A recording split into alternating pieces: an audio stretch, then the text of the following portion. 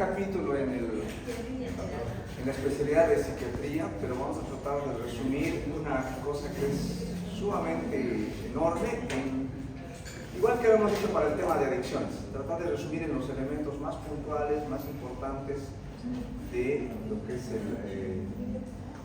tal cual lo dice el título, ¿no? Son los trastornos orgánicos cerebrales.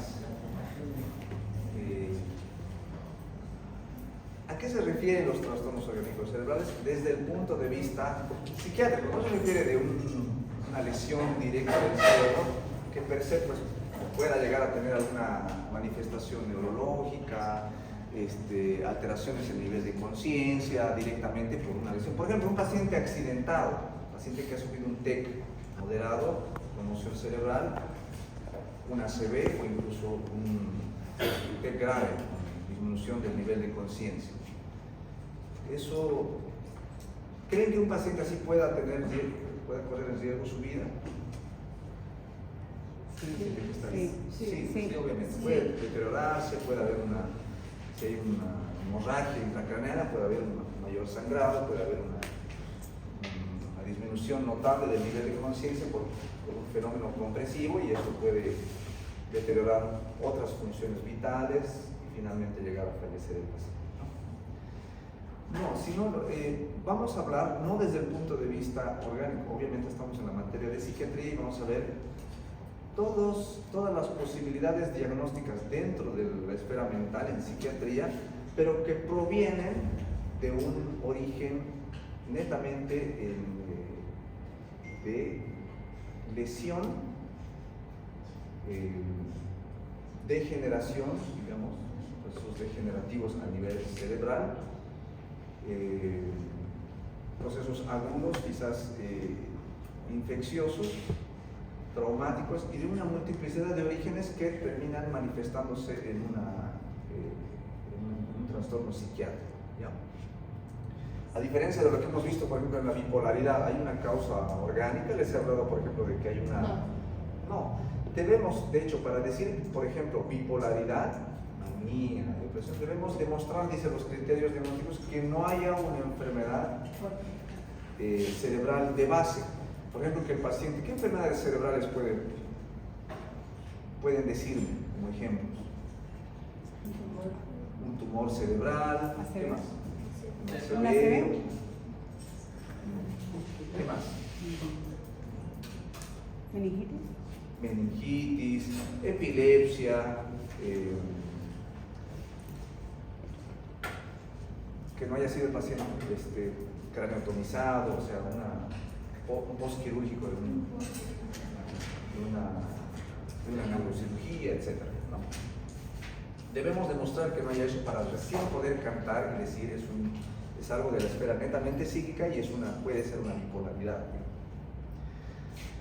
Pero aquí no, aquí sí tenemos la obligación de buscar, y en general en medicina tenemos la obligación de comprobar si hay una lesión cerebral, si hay una lesión, una malfunción cerebral, pero no necesariamente vamos a hablar de que el cerebro cambia de forma, de estructura, por alguna malformación, una lesión directa. O a veces es el influjo de una serie de neurotransmisores que se alteran a raíz de alteraciones sistémicas que no tienen que ver solamente con el cerebro. Deme un ejemplo de una enfermedad sistémica que pueda afectar finalmente la función del cerebro. La sepsis, ¿no? Las infecciones que involucran todos los órganos, todo el torrente sanguíneo, y finalmente pueden manifestarse en una malfunción cerebral, no cambio en la forma, sino que el cerebro funcione mal, porque hay una serie de toxinas, interleucinas, mediadores inflamatorios que finalmente repercuten en la liberación de acetilcolina, que es el principal liberador o neurotransmisor activador del sistema nervioso central. Entonces, hay muchas formas de describir, ¿no?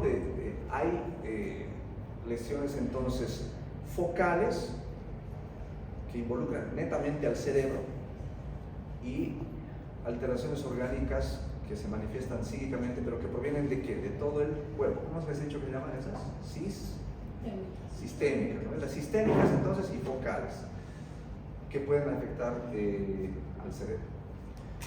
Luego existen, para describir, para ir clasificando los tipos de lesión orgánica,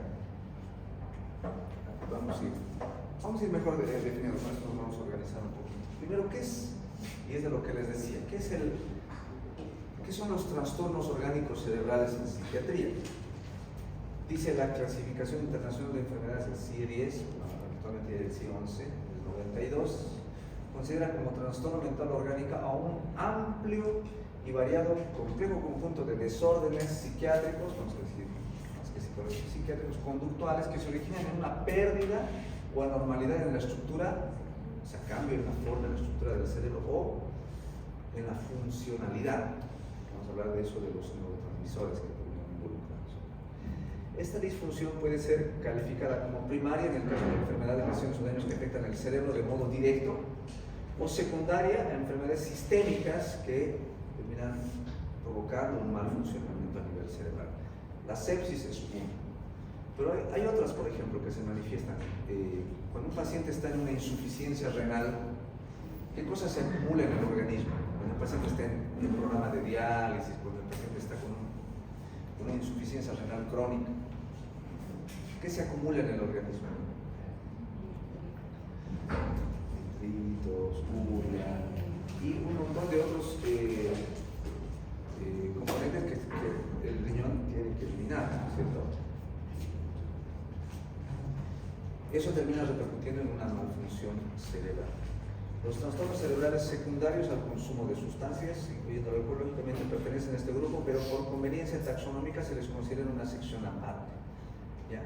Sí, las sustancias provocan, por ejemplo, intoxicaciones.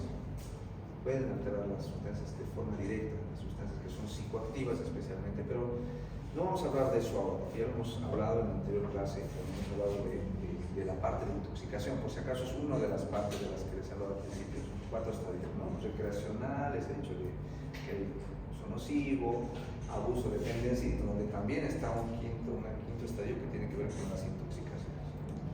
Pero bueno, otra forma de clasificar las lesiones orgánicas son según la evolución. Hay una etiología aguda, es decir, de aparición de corta duración y de aparición paulatina, ¿no? Crónica. Por ejemplo, las lesiones por traumatismo, afecciones respiratorias, por ejemplo el COVID, ¿no? Trastornos cardiovasculares, consumo de sustancias e infecciones en general provocan cambios en la función mental cerebral y finalmente psíquica de etiología aguda, corta, de instauración breve, ¿no? Las crónicas son trastornos degenerativos que el cerebro de forma progresiva vaya deteriorándose en su forma. Por ejemplo, ahí están la demencia, tipo la enfermedad de Alzheimer, ¿no? La enfermedad de Alzheimer por procesos degenerativos de tipo atrófico. Trastornos cardiovasculares, por ejemplo, la hipertensión arterial sistémica.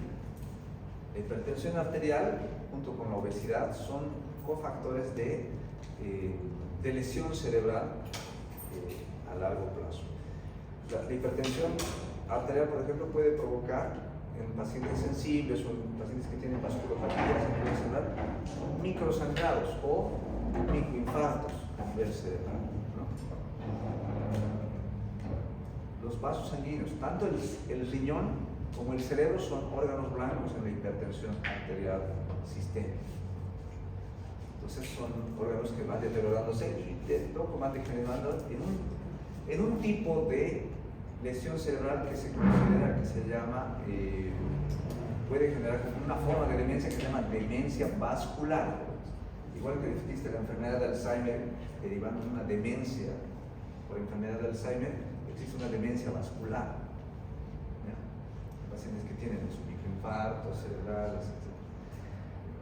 El síndrome de Wernicke-Korsakoff es un síndrome que tiene que ver con la pérdida gradual de la memoria por la necesidad de aporte de ciertos factores como la vitamina B1. de origen congénito, por ejemplo el retraso mental, parálisis cerebral infantil y las cromosomopatías como la trisomía del par 21, síndrome de Down, exactamente. Entonces lo que tenemos aquí son alteraciones, tanto pueden haber morfológicas como funcionales del cerebro ya congénitas, ¿no? Que los pacientes, por ejemplo, el hipotiroidismo, los niños nacen con cierto grado pueden hacer con cierto grado de retraso mental, algunos estados carenciales pueden igual dar origen a pacientes o niños que nazcan con algún tipo de problema que se manifieste con un déficit cognitivo, dificultad en el aprendizaje y finalmente alguna alteración psíquica mucho más tardía. Entonces tenemos origen agudo, origen crónico. Los síntomas básicos se definen como alteraciones de la conciencia, incapacidad para fijar la atención, o sea, déficit cognitivo si es de instauración aguda. La disminución del nivel de conciencia será el principal síntoma si es una alteración de instauración aguda, el registro de la ACV, de los TECs, eso lo habíamos dicho anteriormente. Compromiso de la memoria reciente, el deterioro intelectual, la capacidad de juicio y comprensión, puede haber alteraciones del afecto, de la conducta, la habilidad emocional, una serie de síntomas de la esfera psíquica. Pero se resume, para hacerles más corta la historia, digamos, todo el espectro de posibles diagnósticos en la esfera psíquica, ya no de la esfera orgánica, sino la manifestación psíquica se divide en todo este espectro. Puede haber un síndrome amnésico, alucinosis orgánica, trastorno catatónico, síndrome delirante o delusivo orgánico, trastorno afectivo orgánico, tipo depresivo, tipo maníaco, pero de origen orgánico, ansioso, disociativo, la habilidad, cognición, etc. Una serie de posibilidades, de las cuales las principales, jóvenes, son dos solamente. La de instauración crónica, que se manifiesta psíquicamente con deterioro de la memoria a corto plazo, puede sobrevenir alteraciones de atención, puede haber incluso alteraciones perceptivas y una alteración de una serie de incluso conductuales de forma bien crónica y de instauración lenta y progresiva que se definen como demencia. Voy a hablar de demencia, vamos a hablar de eso específicamente en esta clase y luego vamos a hablar de la que es de instauración aguda. Les he dicho que hay tanto el TEC, la sepsis y otras alteraciones metabólicas respiratorias que son de corte agudo, se manifiestan como una forma de insuficiencia cerebral, que el cerebro empieza a sufrir, el cerebro empieza a mostrarse insuficiente, tal cual puede manifestarse un infarto de miocardio, una persona que puede tener una insuficiencia cardíaca aguda con un infarto agudo de miocardio. Imagínense un corazón, el corazón que bombea sangre a todos los tejidos, que empieza a sufrir, que no bombea sangre suficiente, ¿corre riesgo su vida? ¿Sí o no? Sí. Imagínense un cerebro insuficiente. Si bien quizás el cuerpo pueda seguir funcionando hasta cierto punto con una capacidad cerebral reducida, una especie de muerte cerebral, un cerebro insuficiente provoca una serie de síntomas psíquicos que vale la pena mencionar. Los vamos a desarrollar en esta clase. Tienen que ver principalmente con una alteración de la conciencia que se llama fluctuación. Entonces vamos a hablar de estos dos, estos son los dos principales. De instauración aguda, ¿cuál era? Delirio. Y de instauración progresiva y crónica, la demencia.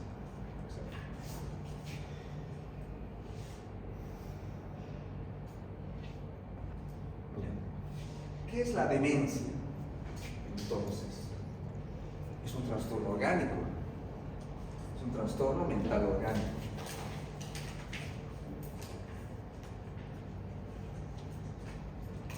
Es de instauración progresiva. ¿Sí? Puede manifestarse como un cambio morfológico del cerebro de tipo degenerativo. Por ejemplo, la corteza empieza a perder sustancia, que la corteza empiece a atrofiarse, o que la sustancia blanca empiece a atrofiarse.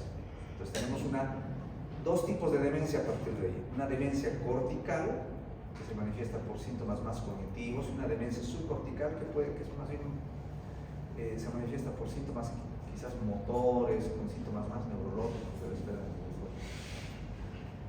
incoordinaciones motoras, apraxias, anosias, cosas así, entonces las demencias subcorticales. ¿Y la cortical qué era?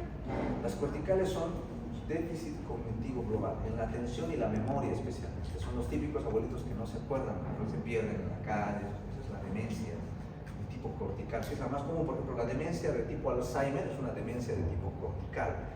Las demencias que les he dicho vasculares, que tienen que ver con microinfartos a nivel cerebral por hipertensión arterial, se dan a nivel subcortical generalmente.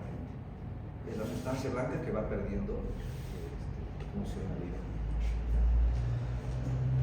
Entonces, hay dos tipos de demencia: demencia cortical, de las cuales una es la demencia Alzheimer, y existen las demencias subcorticales, donde está la vascular, donde está la enfermedad de Niemann-Pick. Ustedes van a leer eso, en neuro se lleva, no es parte de psiquiatría en general.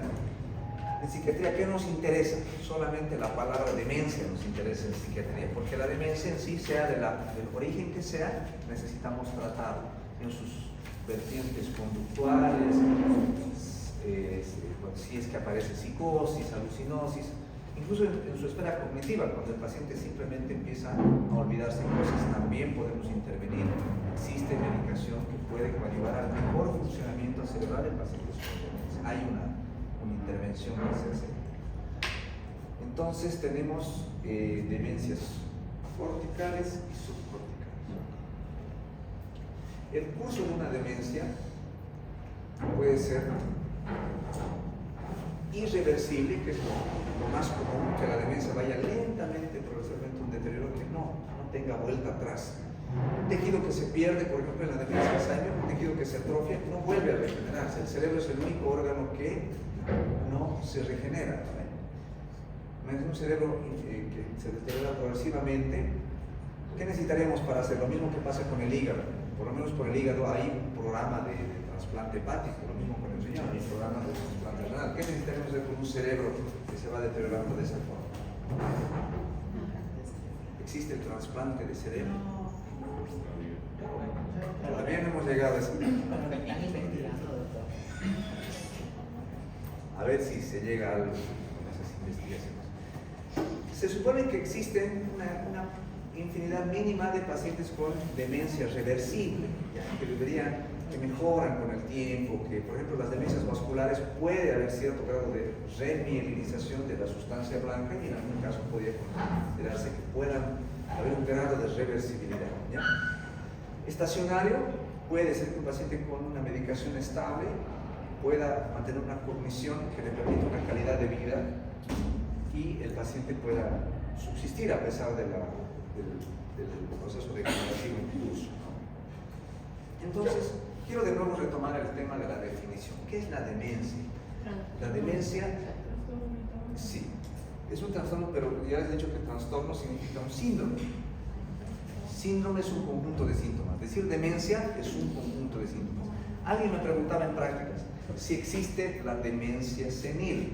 Senil, ¿qué significa senil? Viejo. Entonces, si decimos demencia senil, que ese es un término que no existe en psiquiatría, la demencia senil es algo que se maneja en la prensa, en la revista, los psicólogos, la cultura general se maneja, ¿no? La demencia senil. Si realmente existiera la demencia senil, diríamos que toda persona que va a envejecer va a tener demencia. Y no es así. Hay personas con una gran capacidad cognitiva que preservan muchas funciones arriba de los 100 años, que tienen falencias motoras, auditivas, visuales, por la vejez, sí. Pero su función mental se preserva hasta cierto punto que podemos considerar que el paciente no tiene ningún proceso degenerativo ni nada. Entonces, no significa que la vejez es sinónimo de demencia. ¿Ya? La enfermedad de Alzheimer es una enfermedad reconocida. Ustedes van a llevar eso en neuro, ¿qué tipos de enfermedades a nivel cerebral pueden llevar a demencia. Incluso existe una apoproteína que se acumula a nivel cerebral en la misma neurona que provoca un mal funcionamiento, y simplemente eso es una forma de proceso degenerativo. A pesar que la neurona no muere, la acumulación de esta proteína en el cerebro provoca ese deterioro que finalmente como demencia. ¿Qué querías preguntar? ¿Tú querías preguntar algo? Doctor, estaba mirando un archivo, una reportaje que tenía de un estudio sobre ese medicamento Viagra, ¿Ya? ¿sabe? Y está siendo comprobado que él está combatiendo sobre el Alzheimer. La persona que está consumiendo el Viagra, si puede sufrir Alzheimer, pero si no tiene más. Estamos estudiando sobre él porque sería como una cura para el Alzheimer. Ya,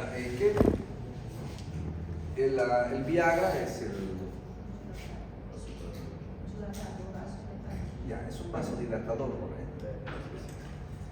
Mayor perfusión significa que un órgano tenga la suficiente irrigación para una función adecuada.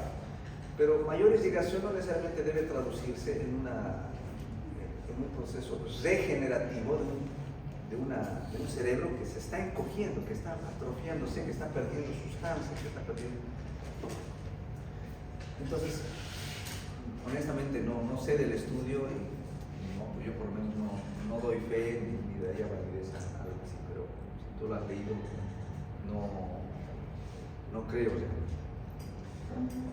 Bueno, entonces es un síndrome donde no solamente es la memoria la que falla, porque cuando falla la memoria se llama déficit cognitivo, ¿no? Cuando la persona tiene a los 60 años y se va olvidando dónde deja la llave, dónde deja sus lentes, dónde deja las cosas, se llama déficit cognitivo o déficit de la memoria a corto plazo, que es la primera que va deteriorándose. Pero no se llama aún demencia, porque solamente es un síntoma. La demencia, hablando de un síndrome, es 2 o más síntomas, ¿no?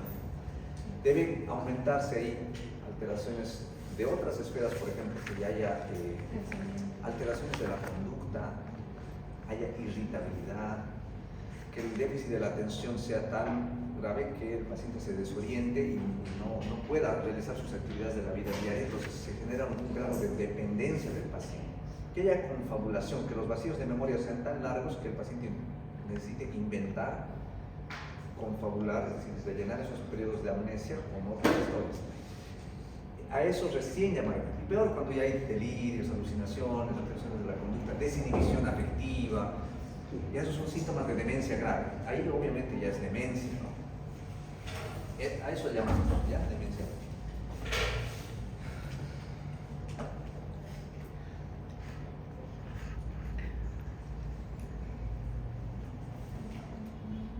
Eso es lo que les decía, ¿no? Se pierde la capacidad de juicio, cambios de personalidad, déficit de atención, puede haber algunas otros síntomas.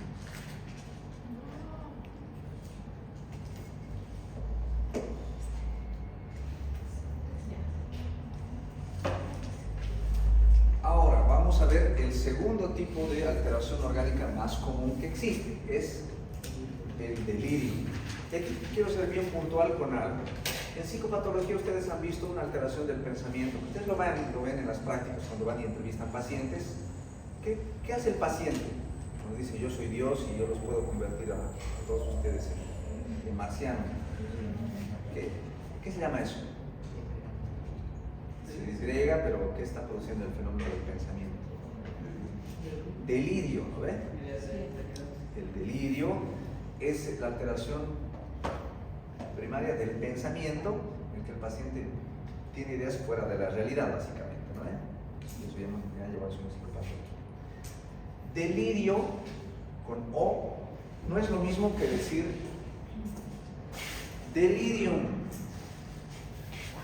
¿Qué dice aquí? ¿Cuál es la diferencia? La U y la M. Eso hace una gran diferencia en medicina, ¿ya? Delirio no es lo mismo que decir delirium. Algunos confunden, pero para que no se confunda, ¿bien? Para que no se confunda tanto, resulta que en medicina se le ha cambiado el nombre para darle la diferencia.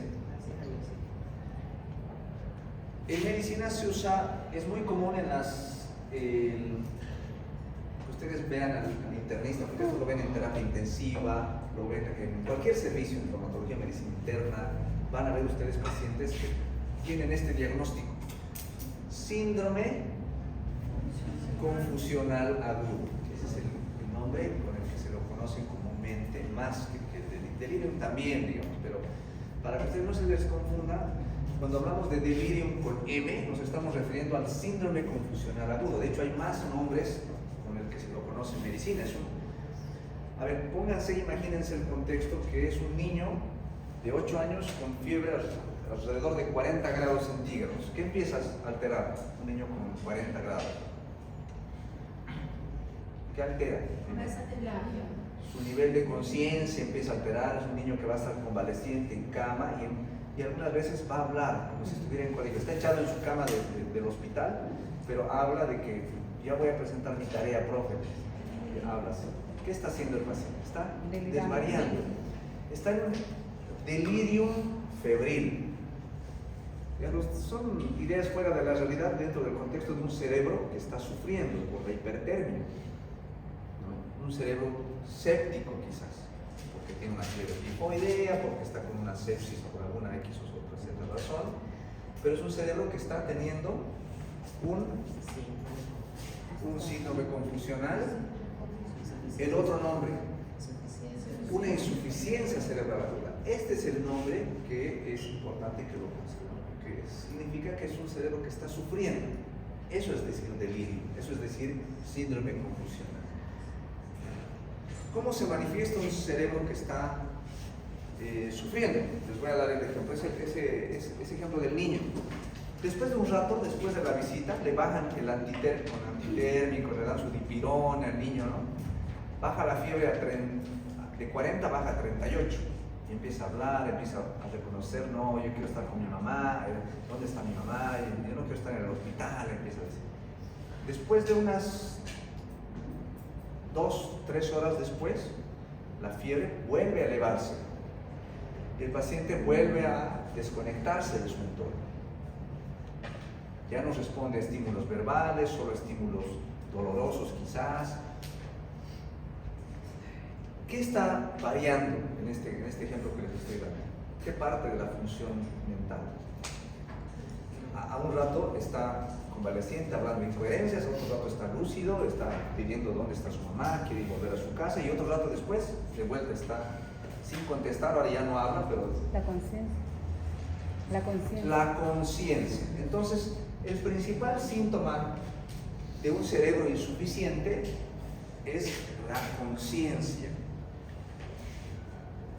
Otro nombre con el que se conoce: estado metabólico tóxico o síndrome cerebral agudo. También psicosis de terapia intensiva. Los pacientes en terapia intensiva empiezan a delirar, empiezan a decir cosas sin sentido. A eso le llaman los terapistas intensivos psicosis de terapia intensiva. Entonces, ¿qué es el delirio?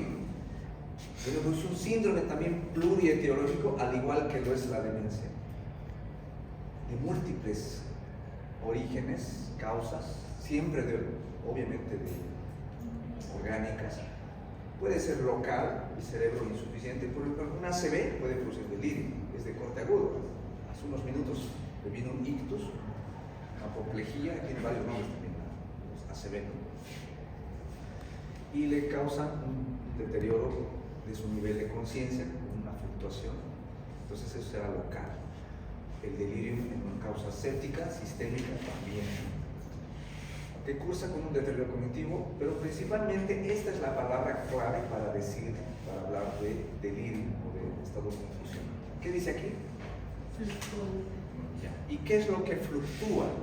Y lo vamos a ver y esto está en los criterios del DSM.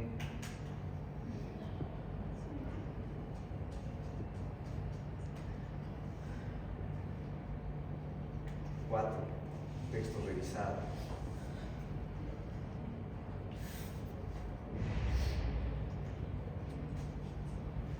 Dice, bueno, este es el criterio A, dice, aparte hay una alteración de la conciencia con disminución de la capacidad para centrar y mantener y dirigir la atención, o sea, la alteración de la conciencia con alteración de la atención, pero en el criterio B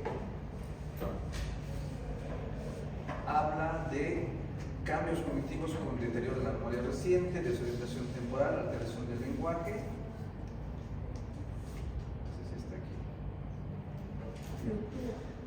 Se presenta en un corto periodo de tiempo en el criterio C y fluctúa a lo largo del día. La fluctuación de la conciencia y otros procesos cognitivos en el síndrome confusional agudo es la característica. No va a ser el niño esta vez. Ustedes van a rotar en emergencia, van a rotar en medicina interna, van a hacer turnos en hospitales. Ustedes van a ver que un paciente durante la visita de la mañana estaba bien, pero durante su turno en la noche la enfermera le llama: doctor, este paciente está delirante, está agitado, quiere quitarse el suero, habla de quererse ir, y son pacientes así, que en estados delirantes, en delirio, se agitan. Hay periodos de agitación en la fluctuación, hay periodos de bastante componente motor a veces, y después de otros periodos hay una disminución notable de la conciencia. Hay una serie de cosas que les quiero decir, no son... Vean, creo que esta parte sí, ya lo hemos visto, ¿no? La parte epidemiológica nos dice que mientras mayor edad, mayor probabilidad de un delirio, de un síndrome confusional. Por cualquier problema médico que pueda tener el paciente, una diabetes, hipertensión, lo que tenga. ¿Qué otras cosas predisponen a mayor probabilidad de delirio? Mayor edad, hospitalizaciones repetidas, intervenciones grandes, o sea, posoperatorios y postquirúrgicos de grandes cirugías como cardiotomías, son las grandes cirugías que experimenta el ser humano, las cardiotomías con circulación extracorpórea, todo ese tema complejo, ¿no?, de cirugías. Por ejemplo, recambio de prótesis de cadera. ¿Qué otras cirugías grandes conocen? Pacientes quemados, un gran porcentaje de quemados. Aumenta el mayor riesgo, miren, en pacientes postquirúrgicos, y se eleva casi hasta el 90% de probabilidad de que haga delirio un paciente que ha sido cardiotomizado. O sea, por seguro, casi el 100% que un paciente que ha sufrido o que tiene una cirugía cardíaca va a hacer delirio en su recuperatorio. Y en pacientes terminales, pacientes oncológicos, si rotan oncología, va a haber pacientes con delirio, por seguro. La etiología, según sea del mismo sistema nervioso central, la epilepsia, traumatismos penales, si son enfermedades metabólicas de personas electrolíticas, diabetes, hiper o hipoglicemia, sistémicas, infecciones, traumas, equilibrio hídrico, hiponatremias, hiperpotasemias, todos los equilibrios de la química sanguínea pueden dar lugar a un delirio. Cardíacas, pulmonares, endócrinas, hematológicas, una gran cantidad de posibilidades. ¿Ya? Ustedes lo van a revisar esto con calma. También las sustancias. Y los mecanismos fisiopatológicos tienen que ver con cualquier mediador inflamatorio o acúmulo de detritus tóxicos, sea de provenientes de nivel hepático o renal, que terminen repercutiendo en la disminución de la liberación normal o habitual de la acetilcolina.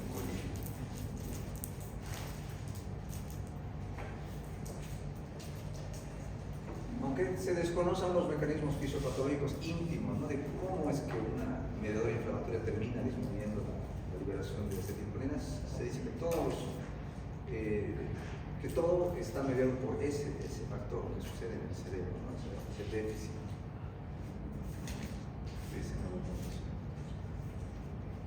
Mediadores inflamatorios, etc. Incluso fármacos con actividad anticolinérgica pueden desencadenar. Los anticolinérgicos, los antiparkinsonianos son anticolinérgicos. Y esta es una especie de explicación de que a partir de la etiología orgánica que puede mediar a través del exceso de cortisol, activación del GABA, inhibición colinérgica, activación colinérgica, activación de la dopamina, exceso de dopamina, alguna alteración en la liberación de acetilcolina, dando finalmente, desencadenando un delirio. Y esta es una gran lista de fármacos relacionados desde antiarrítmicos, analgésicos, barbitúricos, antiagregantes plaquetarios, antibióticos, una lista enorme de posibilidades de fármacos que pueden desencadenar delirio, pueden promover. Los criterios ya los hemos repasado y vamos a repasar para terminar un cuadrito que quiero que se quede. Por si acaso, para el diagnóstico de delirio, uno tiene que hacer una buena exploración, porque una vez es lo mismo que cuando uno habla de abscesos. Cuando un absceso se drena, ¿qué sucede? Absceso drenado es un absceso curado. Eso es una premisa en medicina. Lo mismo aquí, un delirium en el cual podemos identificar la etiología, porque hay una etiología orgánica. Al tratar la etiología orgánica, el delirio se resuelve, desaparece. Lo mismo en el paciente séptico, en el ejemplo del niño con una sepsis febril, un delirium febril, le damos su antibiótico, le damos su tratamiento y el paciente va a remitir su delirium y quizás incluso no va a necesitar medicación psiquiátrica. Algunos pacientes sí requieren medicación, por ejemplo en terapia intensiva se usan antipsicóticos, altas dosis de antipsicóticos de haloperidol, porque en pacientes existe la psicosis de terapia intensiva, entonces los pacientes reciben dosis de antipsicóticos. Se debe demostrar, se debe hacer una historia clínica bien meticulosa, hacer todo el examen físico que corresponda. Existe, por ejemplo, la fiebre de origen desconocido, pero en general, si se hace un buen historial, a veces sí se encuentra el origen febril, una infección, un uñero, siendo un absceso dental que pueda promover una sepsis. Y finalmente hacer toda la batería de estudios, de laboratorio, desde un hemograma, química sanguínea, etcétera, etcétera, hasta los estudios de imagen, pasando por los electroencefalogramas. En física lo que se puede encontrar, ustedes me dicen esto, ya, en cada sistema qué es lo que debemos encontrar. Vamos a revisar esto. Según el sistema, las atribuciones que ponen para el diagnóstico específico de cada diagnóstico de origen orgánico. De eso más bien ustedes me pueden dar pautas, ¿no? Que están más frescos. Ya, existe también el delirium tremens en la abstinencia de alcohol. No voy a ahondar tampoco en esto, pero el paciente abstinente de alcohol puede desarrollar un sufrimiento cerebral por cese de aporte de su etanol. ¿Lo mismo pasa con los pacientes que fuman? No entran en delirio. Existen dos sustancias que son de uso más común que son más sensibles a desencadenar delirio. El alcohol y una sustancia de uso que se inyecta, que es la heroína. Una opioide que en su abstinencia, un delirio por opioides es muy fuerte.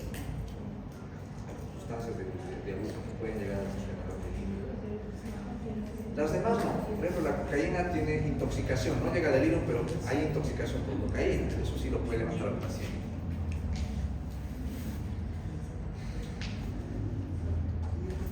Este es el cuadro de algoritmo diagnóstico. Si se sospecha de un síndrome confusional agudo, se hace la anamnesis, se identifica la etiología y se trata la etiología. En cambio, si no es, si se sospecha y no pensamos que no es por clínica y demás, pensamos más bien en estas posibilidades diagnósticas: demencia, lesión cerebral y otros trastornos psiquiátricos. Hay un cuadro que es importante que ustedes sepan, que son las encefalitis. Hay una por mordedura de perro que puede confundirse, no pasa por delirio, pero a veces los síntomas son bien atípicos. ¿De cuál estoy hablando? ¿Qué enfermedad? ¿La rabia? Las virosis. ¿Qué? La rabia, el virus de la rabia. igual las encefalitis, existen incluso encefalitis asépticas, las encefalitis víricas, las encefalitis bacterianas, las meningoencefalitis en general tienen presentaciones bien atípicas, no solo es signos de meningismo, digamos, que son los que uno espera, los típicos de rigidez de nuca, no siempre. A veces hay síntomas psiquiátricos que no siempre pasan por delirium, a veces hay pacientes que pareciera que están debutando con un episodio maníaco. El paciente se presenta como una manía, pero hay antecedente de mordedura, o si no lo hay, se presenta luego el deterioro del nivel de conciencia. Y ahí estamos en problemas si lo han derivado a psiquiatría, pero en realidad correspondía a un diagnóstico de una posible encefalitis. Por eso es obligación descartar enfermedad orgánica antes de descartar que es patología psiquiátrica. Este cuadrito es el que les decía, hay que aprendérselo en algunas cosas bien puntuales. Por ejemplo, en la conciencia, vamos a hablar del curso. ¿Qué hemos dicho? ¿Qué pasa en el curso de la conciencia, de la evolución? Aquí está, curso y conciencia. ¿Qué le pasa a la conciencia? Fluctúa. Ya aparece, es fluctuante. Todo lo que cambia en el delirium, síndrome confusional, es la fluctuación. Al rato está bien, minutos después baja o después normal. En la demencia, ¿cómo es el deterioro de las capacidades? Lentamente progresivo. En la psicosis hay delirio y alucinaciones, pero los pacientes están con deterioro de la memoria, los pacientes que entrevistan en las prácticas. Desorientados, delirio. Otra cosa que hay que tomar en cuenta, que la cognición en general está alterada en el delirio. En la demencia también puede alterarse globalmente, porque hay alteración de la memoria, atención y demás. Pero en la psicosis, ¿cómo están? Cuando decimos psicosis son los pacientes que entrevistamos allá en el hospital, ¿no? Estos los van a ver. La demencia son, pónganse, imagínense los abuelitos. Y el delirio, cualquier paciente que está, como en la foto del principio, el paciente postrado en cama, ¿no? Está con alguna alteración orgánica de base. Hay de ustedes, se los advierto, que en una entrevista en que el paciente esté parado hablando conmigo y ustedes le pongan delirio. Cero. ¿Qué sería? Psicosis. Claro, los pacientes que entrevistan, los pacientes que vemos en psiquiatría son pacientes que no tienen alteración de la conciencia, están aquí. Psicóticos. Imagínense, miren, todas las funciones. Aquí, estable, normal. Lo único que tienen alterado los que tienen psicosis son ¿qué cosa? La percepción, puede haber alucinaciones y ¿qué más? El pensamiento, puede haber delirios sistematizados. Es lo único que altera. Luego su orientación es buena, su actividad motora es normal. En esto todo se altera pero de forma lentamente progresiva. Eso es la característica. Y aquí en el delirium es de corte agudo. Los delirios son no sistematizados o fluctuantes, aquí en la demencia son ausentes solo en estadios graves. Ustedes revisen este cuadrito bien y sobre esta base voy a preguntar. No es delirium con N. Si el paciente delira, es delirio, pero el diagnóstico es psicosis, ¿verdad? Bueno, ¿alguna pregunta sobre trastornos orgánicos cerebrales? ¿Diferencia entre delirio y delirio? Ejemplos. Jóvenes, preguntas para reciclar esta clase. A ver. Ejemplo de una infección parasitaria que puede alterar y puede dar un trastorno orgánico cerebral. Enfermedad parasitaria.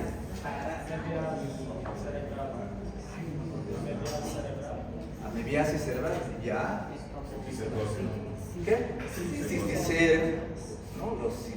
Las neurocisticercos, los quistes a nivel cerebral, no solo dan convulsiones a nivel neurológico, sino pueden dar síndromes similares a una esquizofrenia, pero en el contexto es una psicosis orgánica producto de los...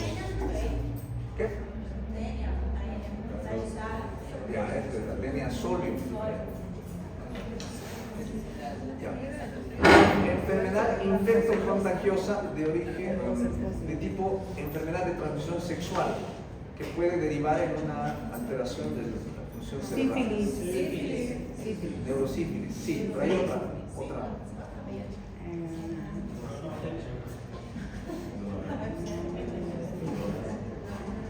Otra que hasta ahora no se ha encontrado la cura. El VIH-Sida, en etapa SIDA, no por las infecciones oportunistas, pongan atención, sino por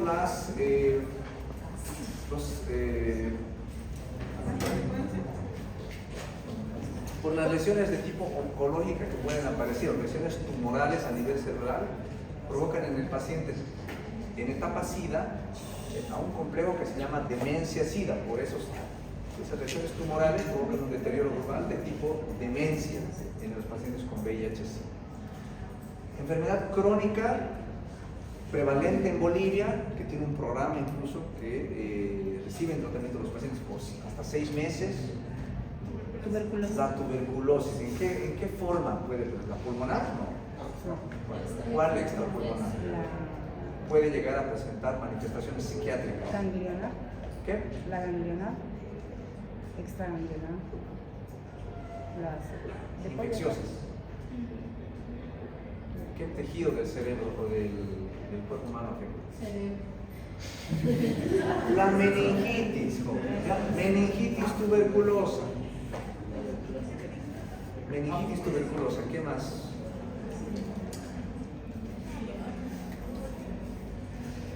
Un niño que nace con hipoxia, con sufrimiento fetal, bajo peso o un hipotiroidismo, un déficit nutricional, carencial de una serie de vitaminas, ¿con qué pueden hacer? Una alteración crónica que les he dicho al principio. ¿Qué? Síndrome de Down, ya. Los retrasos mentales, bien. Los retrasos mentales son formas de presentación orgánica de crónicas, ¿ya? Eso. Si no hay preguntas, entonces...